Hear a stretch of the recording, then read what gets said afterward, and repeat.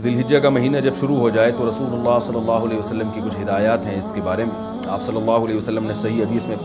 فرمایا کہ ان 10 دنوں میں اللہ کو نیک عمل بہت زیادہ محبوب ہے۔ تو یہ جو پہلی تاریخ سے لے کے 10 تاریخ تک کے ایام ہیں، ان میں کوئی بھی نیکی کی جائے، روزہ رکھا جائے، تہجد پڑھی جائے، صدقات و خیرات کیے جائیں،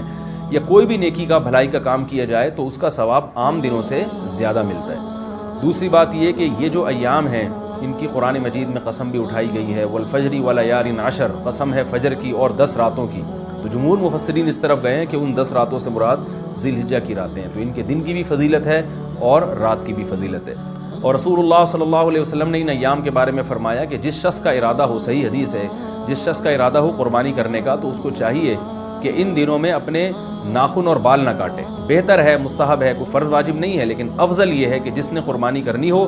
تو وہ پہلی تاریخ سے لے کر جب تک قربانی نہ کر لے وہ اپنے بال اور ناخن نہ کاٹے۔